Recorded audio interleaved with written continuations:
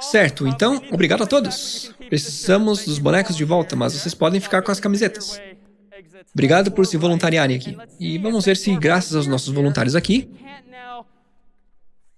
conseguimos formalizar um pouco o que fizemos nas duas passagens. Afirmo que o primeiro algoritmo que nossos voluntários gentilmente implementaram é o que chamamos de ordenação por seleção.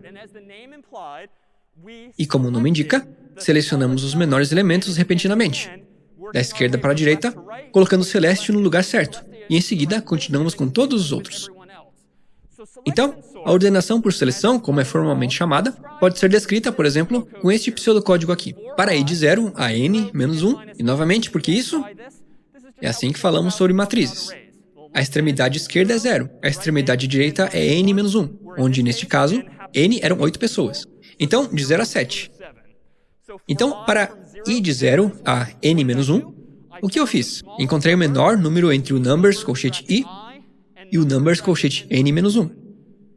Parece um pouco enigmático à primeira vista, mas é apenas uma maneira em pseudocódigo de dizer: encontre o menor elemento entre todos os 8 voluntários, porque se i começa em 0 e n menos 1 nunca muda, porque sempre há 8 pessoas, então 8 menos 1 é 7.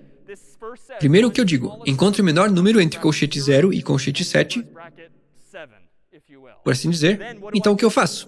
Troque o menor número colchete i. Foi assim que chegamos a Celeste daqui até ali. Apenas trocamos esses dois valores. O que acontece a seguir neste pseudocódigo? I, claro, vai de 0 a 1.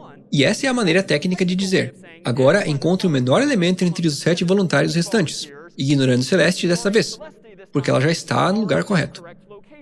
Então, o problema passou do tamanho 8 para o tamanho 7. E se repetirmos, tamanho 8, 5, 4, 3, 2, 1, até estar tudo feito no final. Então, esta é apenas uma maneira de expressar em pseudocódigo o que fizemos de forma muito mais orgânica e uma formalização do que fizeram aqui os voluntários da plateia. Então, se considerarmos a eficiência deste algoritmo, talvez abstraindo agora com um monte de portas onde a mais à esquerda é sempre 0, a mais à direita é sempre n menos 1, o equivalente, a penúltima é n menos 2, a antepenúltima é n menos 3, onde n pode ser 8, qualquer outra coisa. Como pensamos ou quantificamos o tempo de execução na ordenação por seleção? Big O o quê? Quer dizer, foram muitos passos para somar. Provavelmente são mais de n, não é? Porque eu repassei a lista várias vezes. Era algo como n mais n menos 1 mais n menos 2. Alguém tem alguma intuição aqui? Agora temos a equipe inteira na orquestra.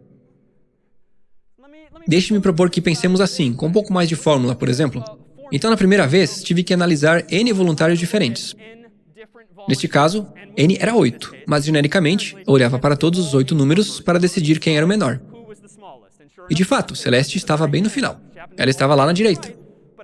Mas, e se eu só soubesse disso quando olhei para todos os 8 ou todos os n voluntários? Então, isso me levou a n passos primeiro. Mas, uma vez que a lista foi trocada para o lugar certo, meu problema com o tamanho n menos 1, eu tinha n menos 1 outras pessoas para analisar. São n menos 1, passamos, depois disso, são n menos 2, mais n menos 3, mais n menos 4, mais ponto, até que eu tenha um passo final. E é óbvio que só me resta um humano para considerar. Então, podemos acenar com as mãos para isso com uma pequena reticência e apenas dizer ponto, mais um para o nosso passo final.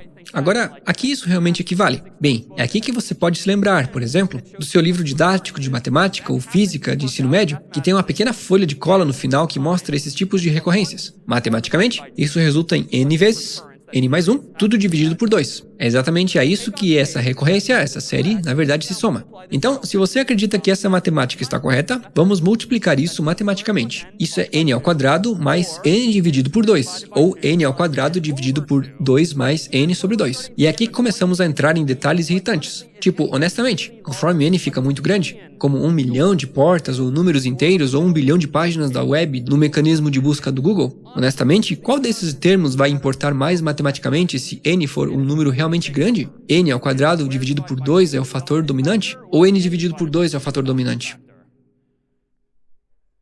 Sim, n ao quadrado. Quer dizer, não importa quanto n seja.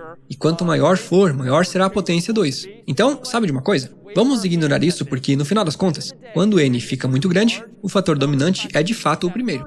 E sabe de uma coisa? Até mesmo a divisão por 2, como afirmei anteriormente, com nossos 2 exemplos da lista telefônica, onde as duas retas, se você continuar ampliando, parecem essencialmente as mesmas quando n é grande o suficiente, vamos chamar isso de ordem de n ao quadrado. Ou seja, um cientista da computação descreveria o bubble sort como assumindo a ordem de n passos ao quadrado. Isso é uma simplificação exagerada. Se somarmos tudo, na verdade, são esses passos. N ao quadrado dividido por 2 mais n sobre 2. Mas, novamente, se quisermos comparar o desempenho de 2 algoritmos de forma geral, acho que será suficiente analisarmos o termo de ordem mais alta para termos uma ideia de como o algoritmo se comporta, por assim dizer, ou até mesmo de como ele se apresenta graficamente. Certo, dito isso, podemos descrever a ordenação por bolhas como sendo de um grande ou, a ordenação por seleção como sendo de um grande ou de n ao quadrado. Mas e se considerarmos agora o melhor cenário possível, uma oportunidade para falar sobre um limite inferior? No melhor cenário, quantas etapas a ordenação por seleção leva? Bem, aqui precisamos de algum contexto. Tipo, o que significa ser o melhor ou o pior cenário quando se trata de ordenação? Tipo, o que você imaginaria que significasse o melhor cenário possível quando você está tentando ordenar um monte de números? Certo, se eles já estiverem classificados, certo? Não consigo imaginar um cenário melhor do que ter que classificar alguns números, mas eles já estão classificados para mim.